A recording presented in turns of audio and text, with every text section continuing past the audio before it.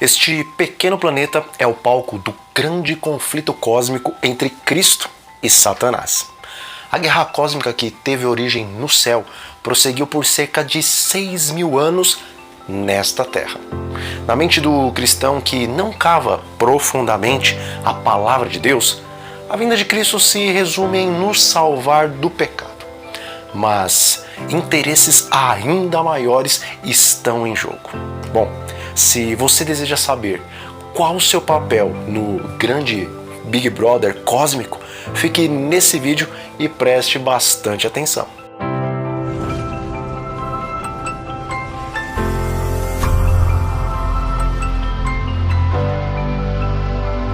Diz o apóstolo Paulo: porque nos tornamos espetáculo para o mundo, tanto para os anjos como para os seres humanos. 1 Coríntios capítulo 4, versículo 9.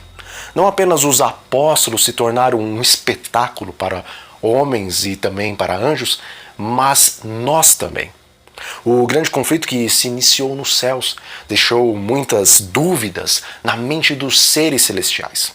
Caso Adão e Eva não tivessem caído em pecado, ainda assim haveriam grandes questões a serem resolvidas no tocante ao grande conflito entre Jesus e o dragão.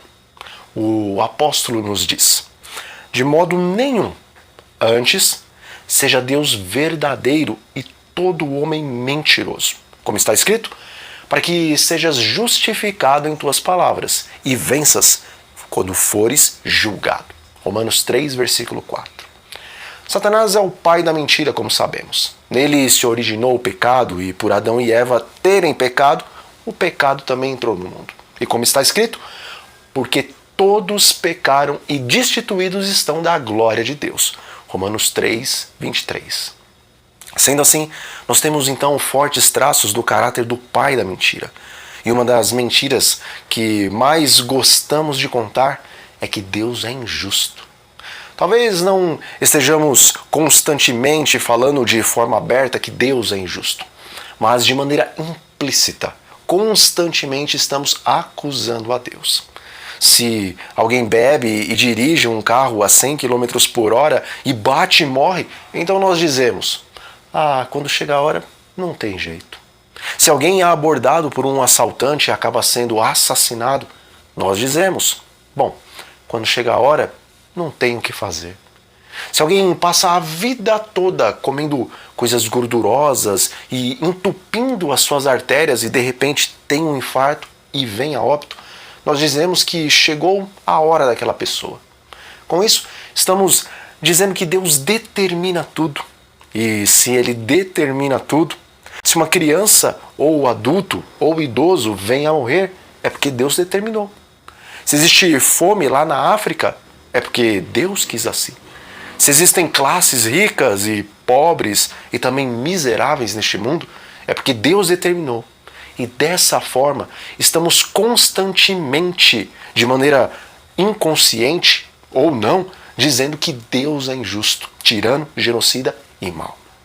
Constantemente a mídia tem, em seus filmes e séries, interpretado o caráter de Deus como sendo semelhante, ou talvez pior, que o caráter do próprio Satanás. E em alguns casos, Satanás é descrito como a vítima e Deus como o ser mais desprezível e mentiroso do universo. Amigos, tudo isso é apenas o reflexo do espírito de rebeldia que se iniciou no céu com Lúcifer, o qual contagiou 1/3 dos anjos e que agora se manifesta nos seres humanos. Lúcifer, o querubim encobridor, aquele que era o braço direito de Deus, estava mais próximo da divindade, começou a espalhar falsas acusações contra a pessoa de Deus entre os anjos. E o resultado disso foi que milhões e milhões de anjos acreditaram nele e se uniram à sua causa. Você já se perguntou por que Deus não destruiu o diabo e os seus anjos quando eles se rebelaram? Não seria muito mais fácil para Deus do que ter que aturar por milênios a obra terrível do pecado? Bom, se Deus destruísse a Satanás sem permitir que todos os demais anjos tivessem pleno entendimento do verdadeiro caráter da rebelião a qual ele levantou, Então as dúvidas se as palavras de Satanás contra Deus eram ou não verdade sempre estariam diante dos outros anjos e dos seres celestiais. Amigos, o caráter de Deus está sendo julgado. E aquele que é julgado não pode ser o seu próprio advogado e juiz. Jesus não desceu a essa terra somente para salvar a humanidade, mas ele veio defender a honra do seu Pai e provar diante de todo o universo o verdadeiro assassino, tirano e mentiroso que é Satanás. Como Jesus provou isso? Bom, a lei de Deus é a manifestação do seu caráter. Portanto, ao Satanás acusar Deus, ele estava acusando também a lei do Senhor. Portanto, Jesus veio provar que a lei era justa e santa, boa e perfeita. Ele viveu uma vida irrepreensível conforme a lei. E diante de todos os espectadores do universo, diante do grande Big Brother cósmico, ele mostrou o contraste entre os que guardam a lei de Deus e aqueles que não guardam. Diante do universo, ficou então patenteado que a anarquia e rebeldia contra a lei de Deus leva os seres racionais a se tornarem criaturas desprezíveis, desregradas, sanguinárias e também incapazes de viverem em sociedade de maneira pacífica e altruísta, pois sem lei os seres se tornam egoístas e egocêntricos. Então todo o céu pôde vigiar durante 33 anos cada passo de Jesus e cada passo do inimigo das almas. E na cruz do Calvário, ao Jesus bradar, está consumado, então foi batido o martelo. E as acusações que o diabo havia feito com relação ao caráter de Deus e sua lei foram lançadas por terra. E todo o universo, vendo a discrepância entre o bem e o mal, estavam agora vacinados para sempre contra uma segunda onda de pecado no céu, porque está escrito em Naum 1, versículo 9, que pensais vós contra o Senhor? Ele mesmo vos consumirá de todo, não se levantará por duas vezes o mal. Se Deus tivesse destruído Satanás e seus anjos no princípio do conflito, provavelmente se levantaria outra vez as dúvidas sobre o caráter de Deus e de sua santa lei.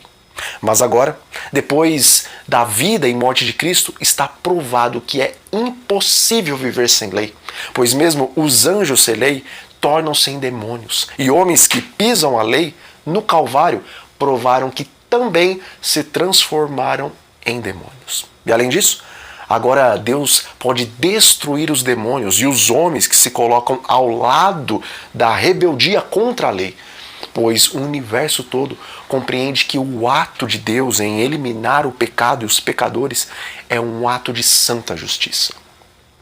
E agora que Satanás está condenado e sabe que seu tempo é curto, conforme lemos em Apocalipse 12, versículo 12, ele não desiste de suas acusações e foca seus esforços em mostrar que Deus é injusto em levar para o céu os seres humanos, sendo que eles também odeiam e desprezam a lei, tal como os seus demônios.